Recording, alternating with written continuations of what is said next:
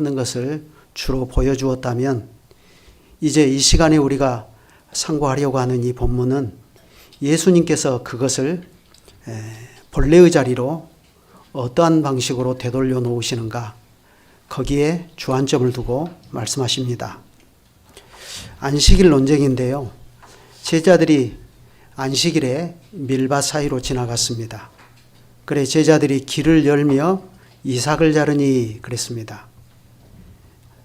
이것은 제자들이 길을 내기 위해서 이삭을 자른 것처럼 그렇게 뉘앙스가 풍기는데, 그러나 마태복음 12장을 보면 제자들이 시장하여 이삭을 잘라 먹으니 그랬고요. 또 누가복음 6장에도 보면 제자들이 이삭을 잘라 손으로 비비어 먹었다 하고 이렇게 말합니다. 따라서 이때 제자들이 예수님과 함께 가면서 이삭을 잘랐다는 것은, 그게 이제 길 앞에 장애가 되니까 길 내기 위해서 잘랐다는 게 아니라 배가 고파서 먹기 위해서 잘랐다 하는 것을 알 수가 있습니다. 그런데 그걸 보고 당장 바리새인들이 예수님께 역정을 냈습니다. 어찌하여 안식일에 하지 못할 일을 하나이까? 잘못은 제자들이 했어요. 그런데 역정은 예수님께 냅니다. 그 얘기는 무슨 얘기죠? 3장 6절에 있는 대로 그들이 걸고 넘어지려고 하는 분은 제자들이 아니라 궁극적으로는 예수님이시기 때문에 그러죠. 그런데 신명기에 따르면 사람이 길을 가다가 남의 포도원이나 혹은 남의 밭에 들어가서 포도나 밀을 손으로 잘라 먹더라도 문제가 안 됩니다.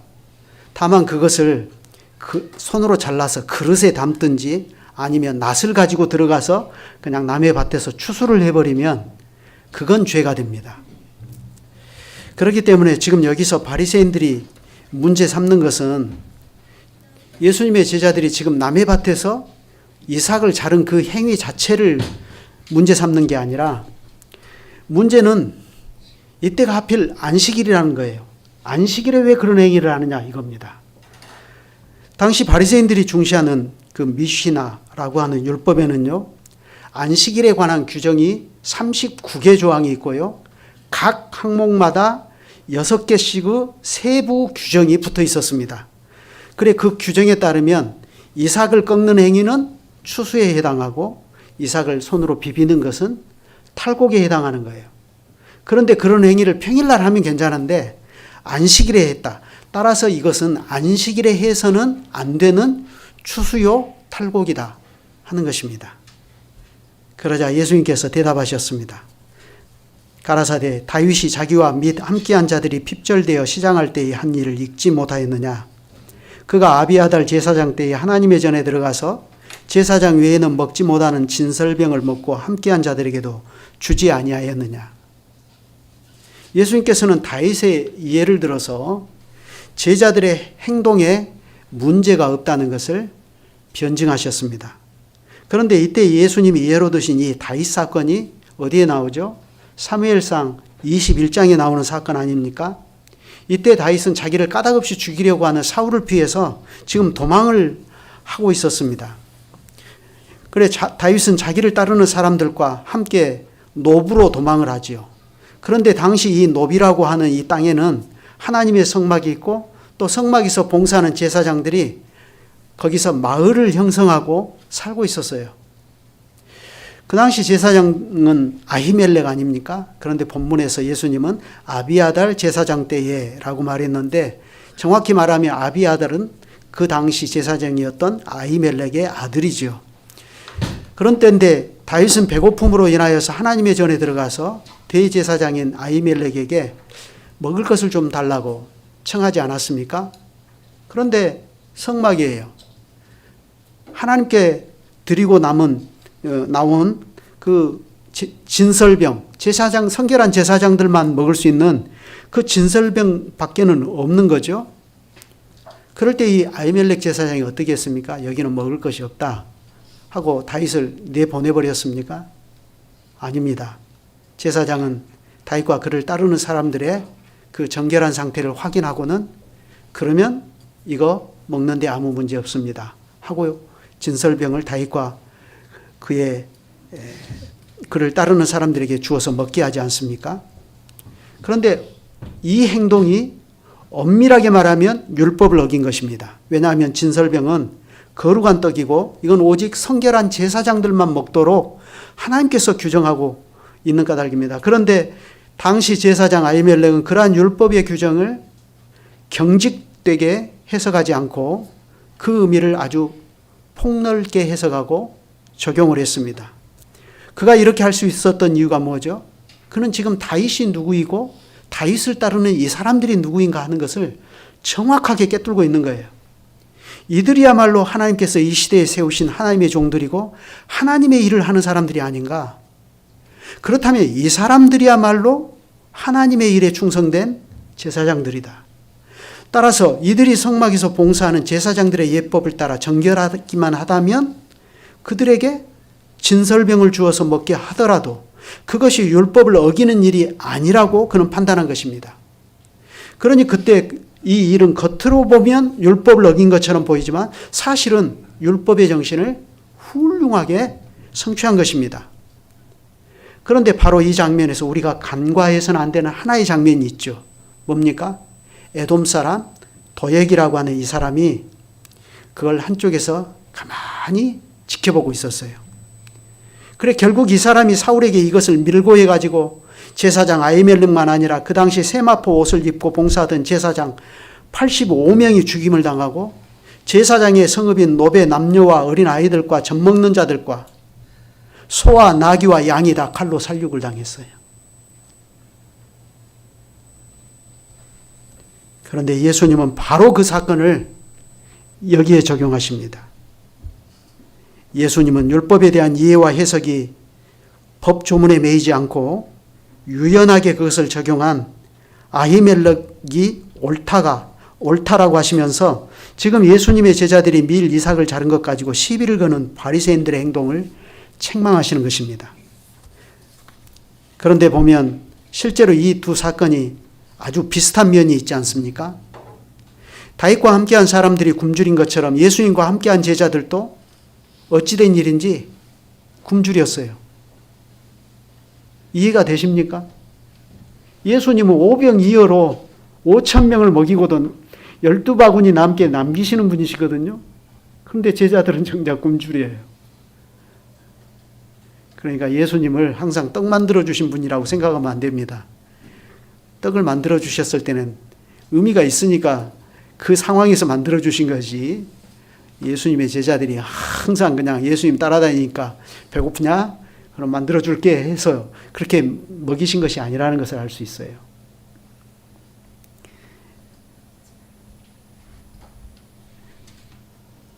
제자들도 이렇게 굶주렸는데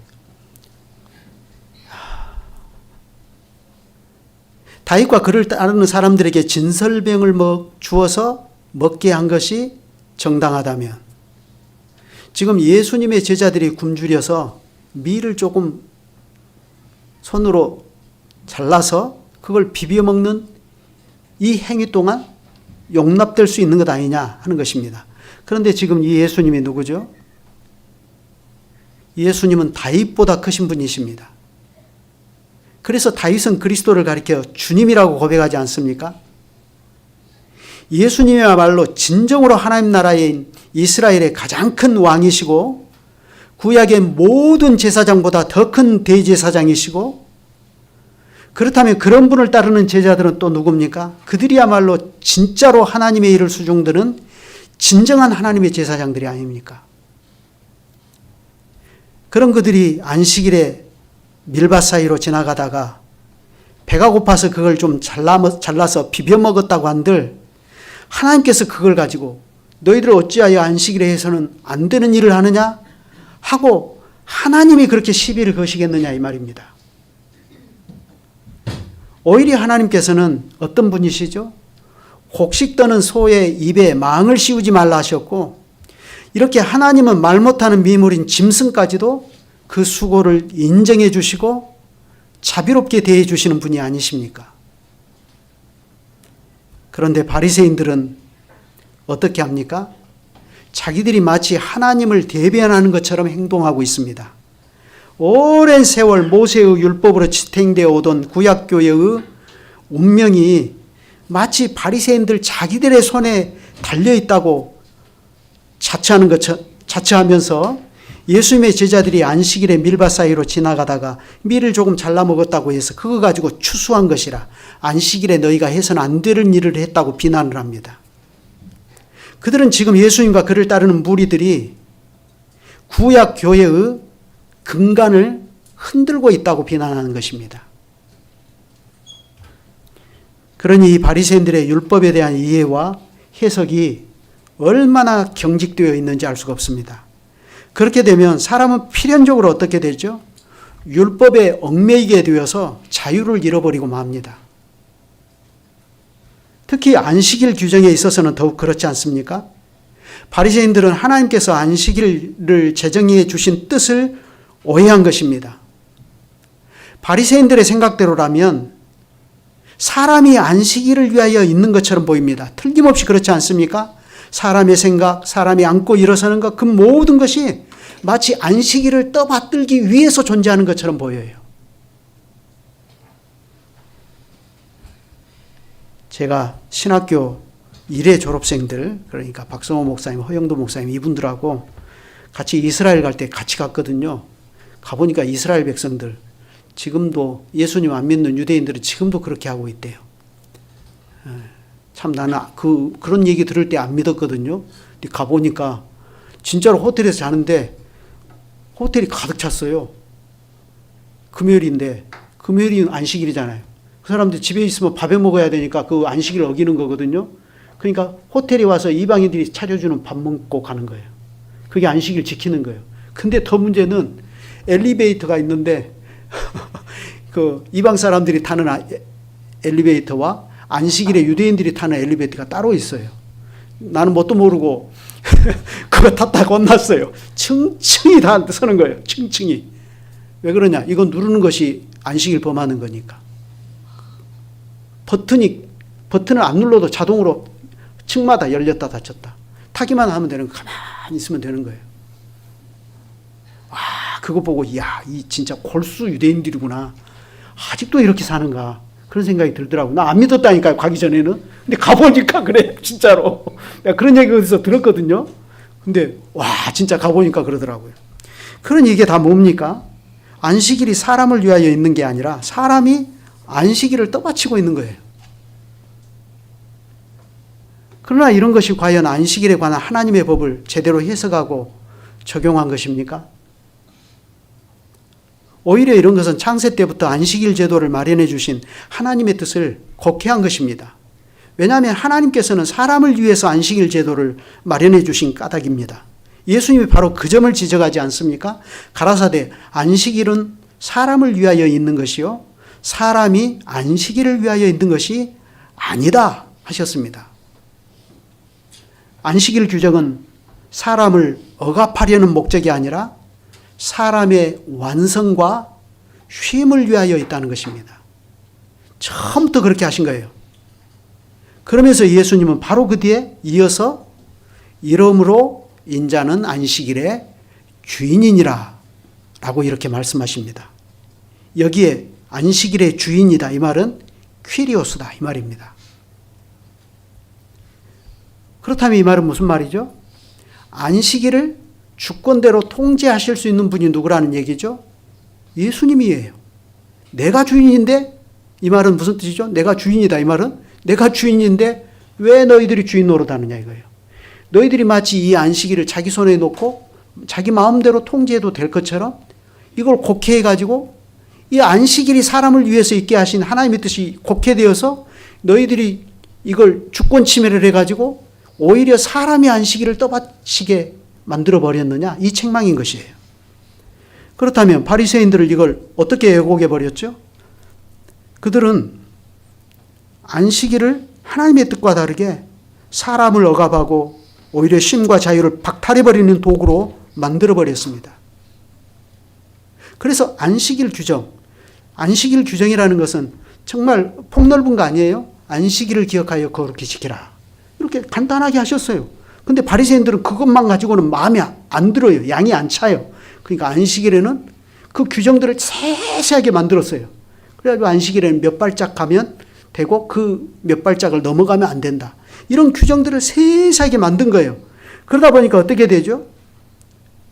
사람들이 그 규정을 지키면 자기들이 이제까지 200년 전 경건주의 운동 때부터 마카비 가문의 혁명이 성공하고 그 이후에 일어선 그 경건주의 운동부터 자기들이 유대 사회를 지켜온 그 유대 사회 구약 교회가 잘 지켜질 것이라고 생각하는 거예요.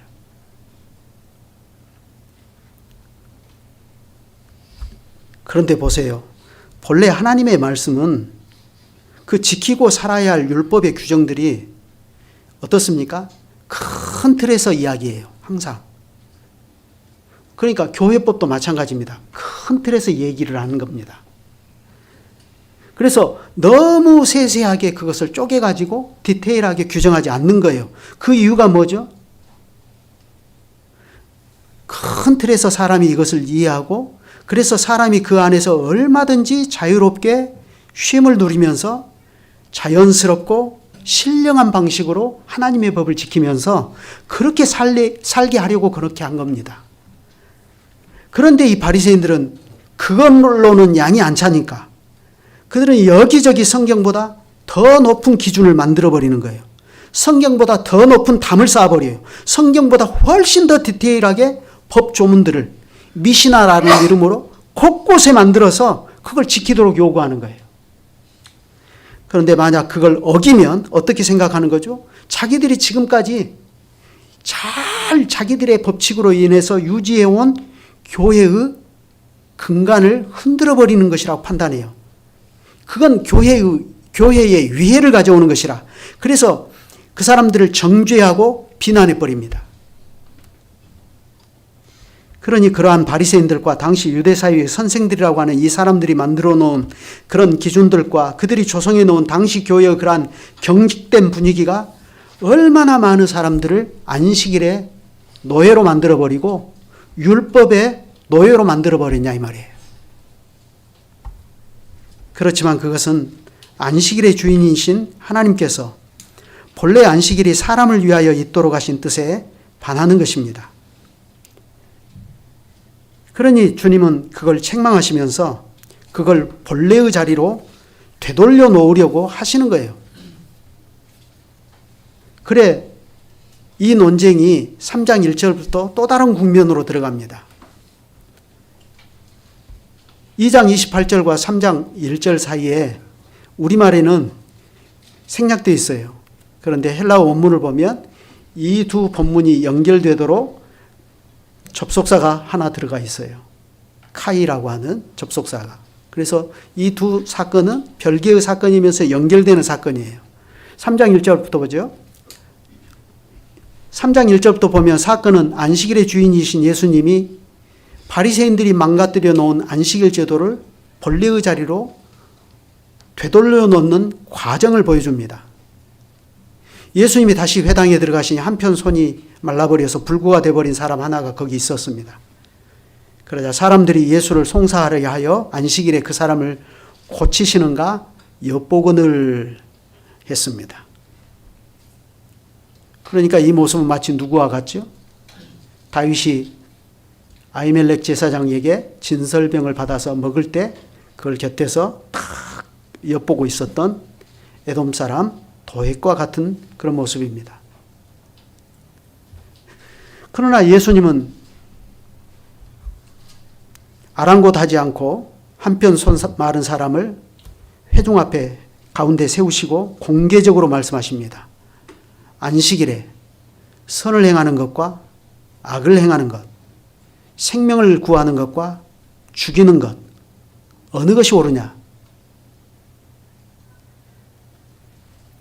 그건 율법을 모르는 사람이라도 상식이 있다면 누구라도 대답할 수 있는 것 아닙니까? 그런데 저희는 아무 말도 하지 않고 잠잠합니다. 할 말이 없어서가 아니라 지켜보는 것이에요.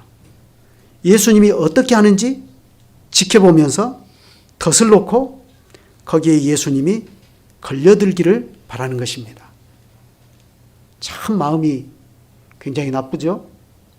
근데 이 사람들이 그렇게 하는 이유가 뭐예요? 자기들 나름대로는 구약교회를 지키겠다고 지금 그렇게 하는 거예요. 그러니 이 태도가 얼마나 악합니까?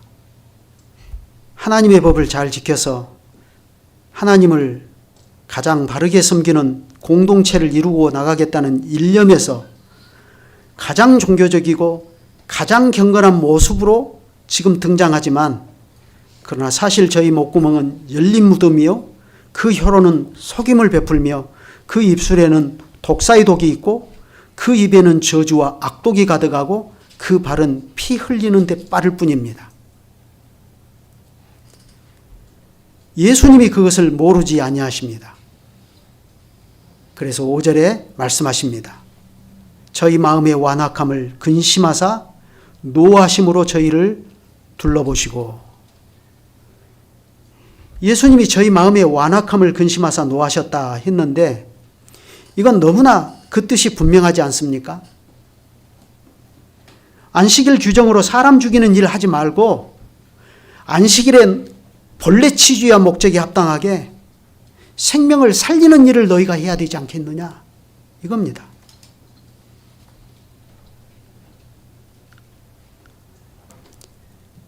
그래, 우리가 여기서 좀 더 살펴볼 것이 있는데, 그러면 하나님께서는 본래 이 안식일 제도를 사람을 살리는 목적으로, 사람을 위해서 이 제도를 내셨는데, 그러면 이 제도의 본래 의도가 어디까지 나가는가, 그걸 한번 생각해 보십시다.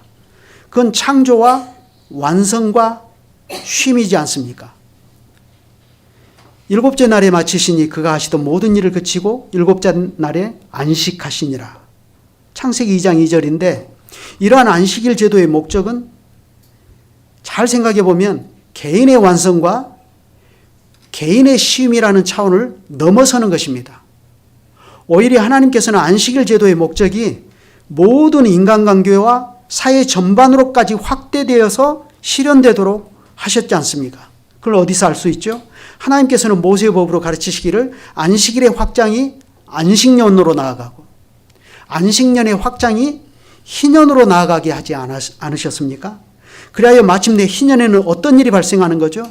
가난하여 굶주린 사람, 사회적으로 노예가 되어버린 사람에게 해방과 안식이 선언되도록 하셨습니다. 그래 하나님께서는 이러한 안식일 제도를 통하여서 하나님께서 친히 창조하시고 다스리시는 세계가 어떤 세계이고 어떤 사회이고 어떠한 공동체여야 하는지를 가르쳐 주신 겁니다. 바로 이것이 하나님이 다스리시는 하나님의 나라이지 않습니까? 하나님의 나라는 마땅히 이래야 되지 않습니까? 하지만 인간의 범죄와 타락으로 인해서 하나님이 계획하신 이러한 안식의 목적은 상실돼 버렸습니다. 사람의 죄가 이 모든 것을 앗아가 버린 거예요. 그런데 바리새인들은 그걸 어떤 방식으로 회복하려고 시도하죠? 여기에서 바리새인들의 방법과 예수님의 방법이 너무 다 다른 거예요. 바리새인들은 이걸 사람의 경건과 엄격한 규율로 어떻게 해서든지 회복시키려고 하는 거예요. 그래서 그들은 안식일에 몇 발짝 이상 가면 안 되고 몇 발짝 안에서 행동해야 된다, 이 규제를 다 해요. 심지어 손에 물이 묻힌 채로 몇 발짝 가면 되고 그 이상 넘어가면 안 된다. 아이고, 저는 이런 세계에 살아면 1초도 못 살 것 같아요. 답답해서. 만약 교회가 이런 식이라면 답답해서 어떻게 그 교회에서 신앙생활 합니까? 그러니까 하나님께서 교회를 본래 그렇게 안 만드셨어요.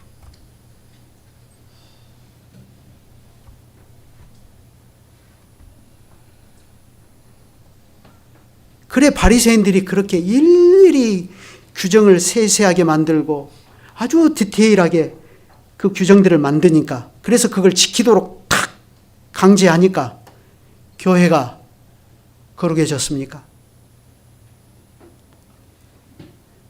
그렇게 하니까 이스라엘 공동체가 참 생명으로 가득하고 하나님을 섬기는 의와 평강과 희락으로 가득해졌습니까?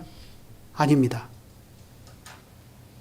오히려 의도와 다르게 안식일의 본래 목적은 어디로 가버리고 오히려 사람이 안식일 규정에 딱 갇혀가지고 안식일을 떠받치고 살게 되었어요. 그래서 우스갯소리로 이런 얘기도 있잖아요. 그들은 안식일에 담이 무너져서 사람이 벽돌 밑에 깔린다 해도 구해주지 않아요. 요즘처럼요. 튀르키예 거기 지진 크게 난 데가 어딘지 아시죠? 바울의 고향인 다소입니다.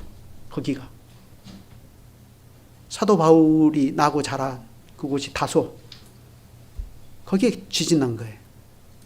근데 지진이 났어요. 그래서 부지런히 건물 사이에서 사람들을 구조하다가 안식일이 딱 됐어요. 손 놔버려요. 안식일 지켜야 되니까. 바리새주의라는 게 이렇게 무서운 겁니다. 왜 그러냐면 그런 건 안식일에 해서는 안 되는 행동이라는 거죠. 그러니 이게 얼마나 어이가 없고 경직된 사고방식입니까? 그런데 그들은 그렇게 하는 것이 하나님을 가장 거룩하게 섬기는 것이다.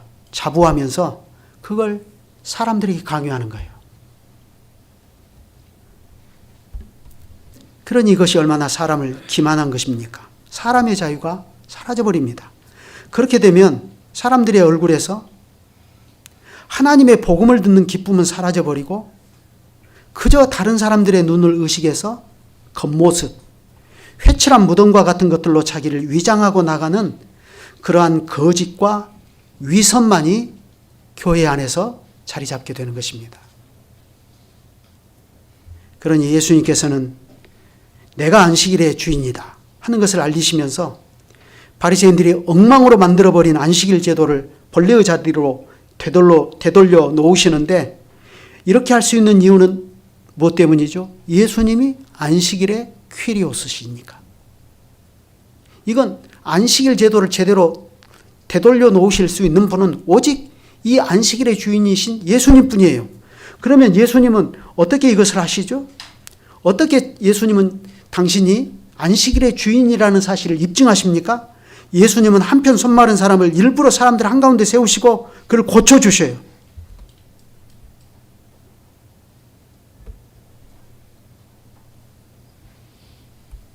예수님은 이 사람에게 안식을 회복해 주심으로써 주님 자신이 안식일의 주인이라는 사실을 증명하시는 겁니다.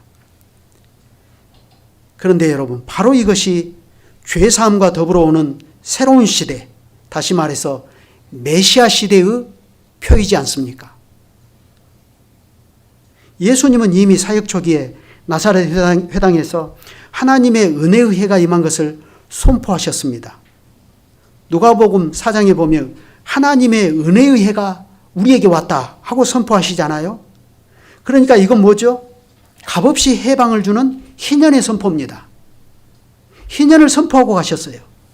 이사야 선지자가 예언한 바로 그 해방의 시간을 예수님이 선포하고 나가신 겁니다. 그런데 그것이 지금 여기에서 실현이 되고 있다. 그게 말뿐이 아니고 진짜로 그 희년이 실현되고 있다는 것을 뭘로 보여주시죠? 예수님은 안식일까지도 자신의 통치 아래 두시고 안식일의 본래 목적을 회복시키는 과정을 통해서 그걸 보여주시는 겁니다.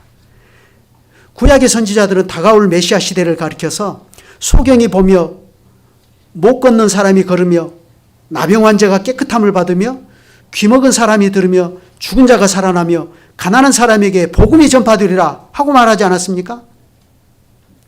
그래, 이 모든 것이 뭐냐면 본래 창조로의 회복과 안식을 주는 것입니다. 그래, 예수님은 지금 그러한 것들을 보여주시면서 너희 마음을 더 이상 완악하게 하지 말고 믿는 자가 되라 하십니다. 그래, 이 일이 이쯤 되면 사람은 누구라도 마음에 생각하는 바가 있게 되고 깨달아서 믿는 것이 당연하지 않습니까? 그런데 바리새인들은 어떻게 하죠? 3장 6절 바리새인들이 나가서 곧 헤롯 왕과 함께 어떻게 하여 예수를 죽일까 의논하니라. 왜 죽이려고 하는 거죠? 그들은 예수님이 자기들이 이때까지 구축해 놓은 교회의 질서를 허물어버리는 자로 판단하고, 그래서 교회에 위해를 가져오는 자이기 때문에 없애버려야 된다, 그렇게 생각한 겁니다. 그런데 보세요. 2장 1절부터 3장까지 예수님의 갈릴리 사역에서 발생한 이 5가지 논쟁의 최종 결론이 뭐죠? 그들은 헤롯 왕과 결탁해서 예수님을 죽이려는 음모를 꾸미고 나가는 것입니다. 이건 뭐죠? 신랑을 죽여서 한참 진행 중인 혼인집의 잔치를 이 사람들은 자기들의 손으로 끝내버리려고 하는 것입니다. 그러나 오히려 예수님께서는 그들에게 혼인집 신랑을 빼앗기는 방식으로 그분은 죄와 죽음 가운데 있는 사람들에게 영원한 안식을 주실 것을 여기에서 말씀하고 계십니다. 주님께서는 그것을 자신의 십자가와 부활로 이루시지 않습니까? 주님의 원수들은 예수님과 그를 따르는 무리들이 그동안 200년 넘게 자기들이 구축해 놓은 이 세상과 충돌한다고 보고 그들은 예수님을 제거해버리는 방식으로 자기들이 구축해 놓은 교회 질서를 지키려고 나가려고 했는데, 그러나 그것은 주님의 관점에서 보면 낡은 옷입니다. 낡은 체계예요. 그건 낡은 가죽 부대입니다.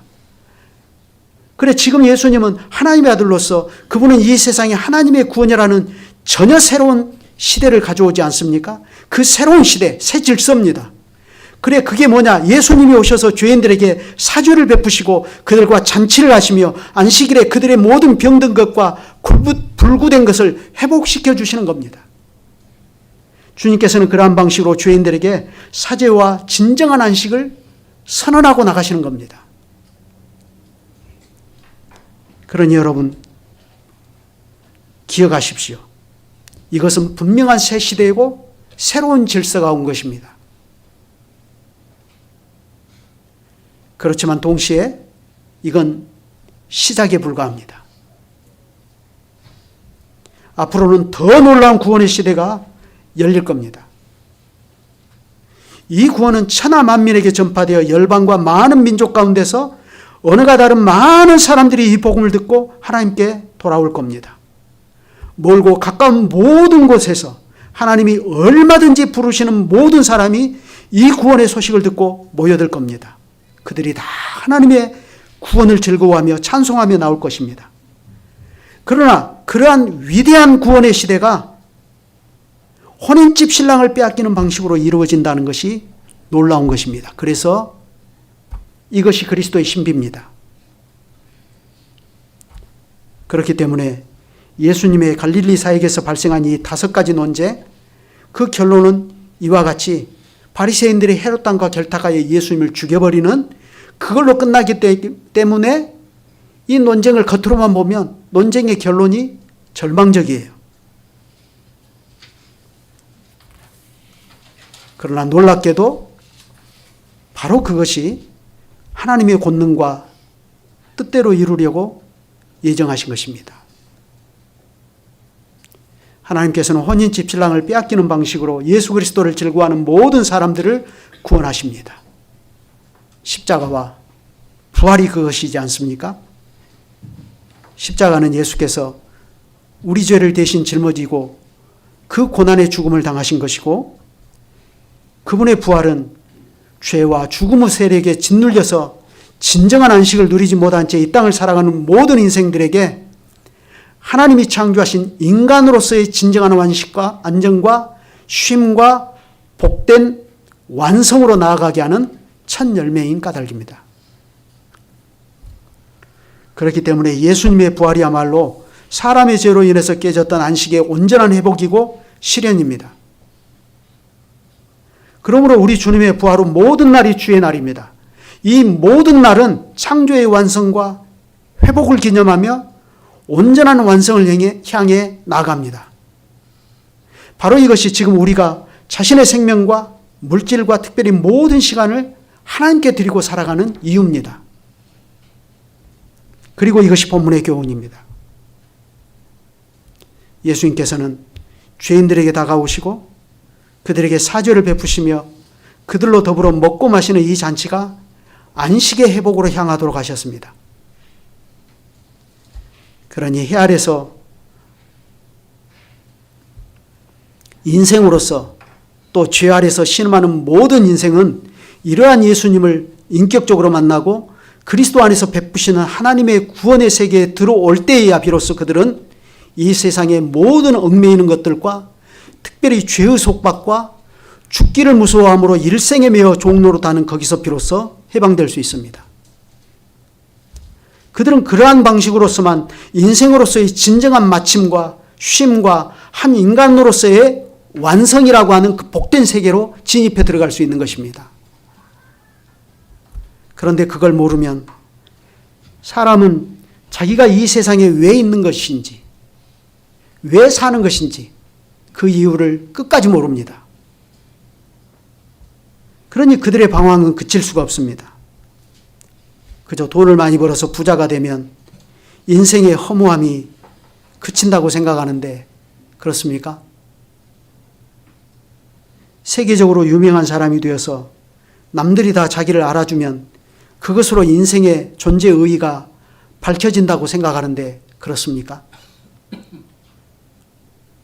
요즘 젊은이들이 누구나 다 부러워하는 신의 직장에 취업만 하면 불행 끝, 행복 시작이라고 생각하는데 과연 그렇습니까? 물론 오해는 하지 마십시오.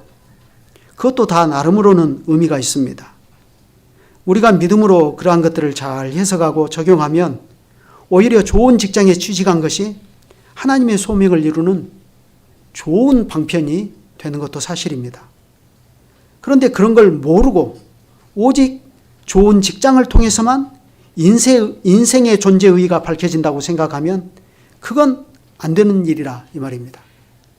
사람은 이러나 저러나 그 모양만 조금 다를 뿐 결국에는 어떻습니까? 죽기를 무서워함으로 일생에 매여 종노릇 할 뿐입니다. 그러나 히브리서가 전하는 위대한 복음 선포가 이것이지 않습니까? 한번 들어보십시오. 자녀들은 혈육에 함께 속하였음에 그도 또한 한 모양으로 혈육에 함께 속하심은 사망으로 말미암아 사망의 세력을 잡은 자 곧 마귀를 없이 하시며 또 죽기를 무서워함으로 일생에 매여 종노릇하는 모든 자들을 놓아주려 하심이니 이는 실로 천사들을 붙들어 주려 하심이 아니요 오직 아브라함의 자손을 붙들어 주려 하심이라. 그러므로 저가 범사의 형제들과 같이 되심이 마땅하도다. 이는 하나님의 일에 자비하고 충성된 대제사장이 되어 백성의 죄를 구속하려 하심이라. 자기가 시험을 받아 고난을 당하셨은즉 시험 받는 자들을 능히 도우시느니라. 히브리서 2장 14절로 18절입니다. 여러분, 예수님은 이런 분이십니다. 그러니 예수님은 이러한 말로 우리에게 구원하십니다. 수고하고 무거운 짐진 자들아 다 내게로 오라. 내가 너희를 쉬게 하리라. 나는 마음이 온유하고 겸손하니 나의 멍에를 메고 내게서 배우라. 그러면 너희 마음이 쉼을 얻으리니 이는 내 멍에는 쉽고 내 짐은 가벼움이니라. 이와 같이 예수 그리스도는 죄와 비참 속에 허덕이면서 죽기를 무서워함으로 일생에 매어 종노릇하는 사람들에게 참된 안식과 하나님의 형상으로 지음을 받은 인간으로서의 지극히 복된 완성에 이르게 하시려고 세상에 오셨습니다. 그러니 교회의 사명은 이 그리스도를 전하는 것입니다. 그리고 지금 이 눈물 골짜기를 지나가고 있는 이 회중이 이 그리스도 안에서 참된 쉼과 안식과 하나님의 형상을 닮은 사람으로서의 진정한 자기의 가치와 의미를 알고 하늘에 계신 이 주님을 기뻐하면서 자유롭고 자연스럽고 신령하게 주님을 섬기고 살 수 있도록 하는 것입니다. 이게 교회가 존재하는 이유입니다. 기도드리겠습니다.